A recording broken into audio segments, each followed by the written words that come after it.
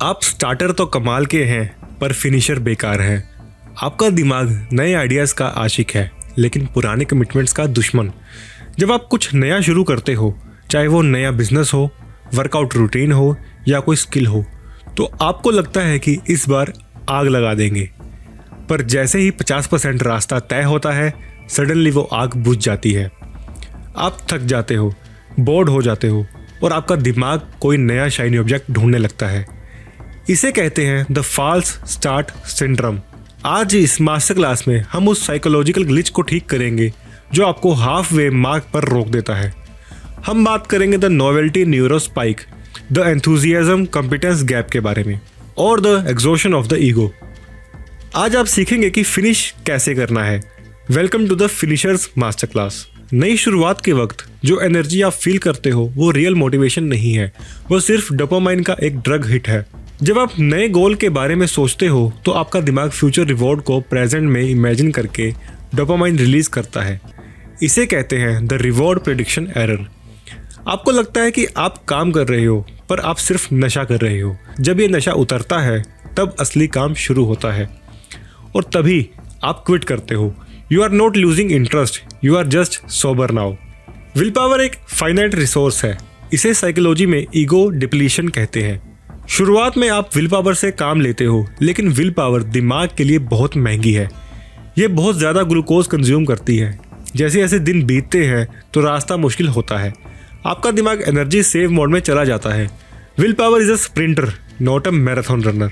अगर आपने हैबिट नहीं बनाई तो विल पावर आपको बीच रास्ते में छोड़ देगी। शुरुआत में हमारा एंथुजियाज्म लेवल 100 होता है पर हमारी कॉम्पिटेंस लेवल 0 होती है। पहले 2 दिन आसान होते हैं, तीसरे दिन से कॉम्प्लेक्सिटी बढ़ जाती है। अब आपको उन चीज़ों का सामना करना पड़ता है जो आपने प्लान नहीं की थी। इसे कहते हैं द रियलिटी शॉक। जब मुश्किल आपके एक्साइटमेंट से बड़ी हो जाती है तो दिमाग एग्जिट बटन ढूंढने लगता है। सक्सेस उनकी होती है जो लो एंथुसियाज्म के बावजूद हाई एफर्ट्स डालते हैं। हर प्रोजेक्ट के बीच में एक अंधेरा इलाका होता है जिसे मैसी मिडिल कहते हैं। यहाँ ना तो शुरुआत की एक्साइटमेंट होती है और ना ही एंड का रिवॉर्ड दिखता है। यहाँ प्रोग्रेस इनविजिबल हो जाती है। आप मेहनत कर रहे हो पर रिजल्ट नहीं दिख रहा। हमारा दिमाग विजुअल फीडबैक का भूखा है। जब रिजल्ट नहीं दिखता दिमाग को लगता है कि कोशिश बेकार है। Finishing requires the faith when visibility is 0।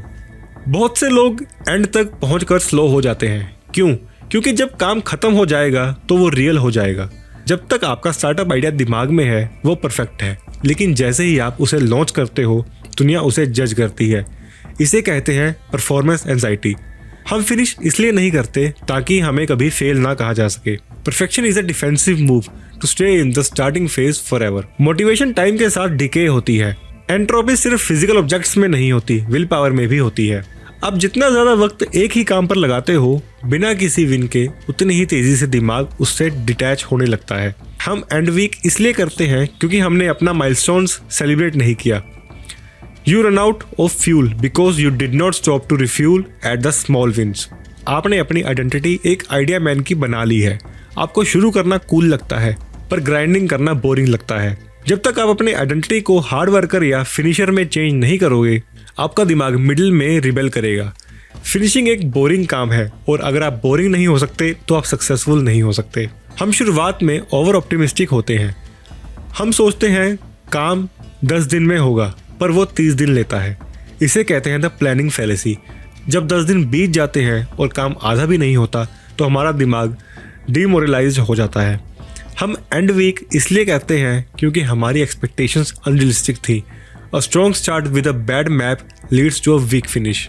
तो दोस्तों, आखिर इस फिनिश लाइन को क्रॉस करने का मंत्रा क्या है? तो यहाँ पर आपको मैं ऐसे 4 पॉइंट्स बताऊंगा जो कि आपको इस चीज़ में बहुत हेल्प करेंगे। हमारा पहला पॉइंट है द 10% सर्ज। जब आपको लगे कि आप थक गए हो तो समझ लीजिए कि सिर्फ 10% काम बचा है। उस वक्त अपनी एनर्जी डबल कर दीजिए। Second point is external deadlines.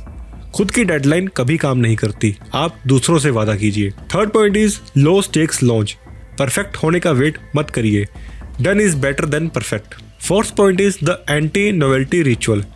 जब प्रोडक्ट बोरिंग हो जाए तो उसे एक रिचुअल बना दो, चॉइस नहीं।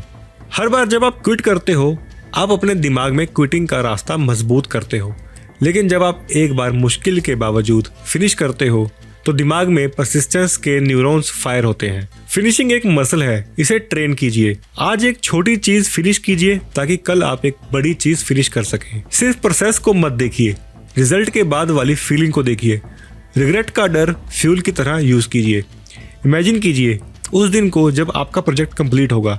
वो सुकून आपके स्टार्ट के एक्साइटमेंट से 100 गुना बड़ा है। टाइम मैनेजमेंट एक धोखा है, एनर्जी मैनेजमेंट असलियत है।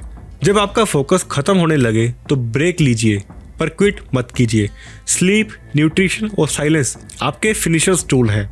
मैराथन शुरू सब करते हैं, पर मेडल सिर्फ उन्हें मिलते हैं जो 40 किलोमीटर के बाद भी दौड़ते हैं।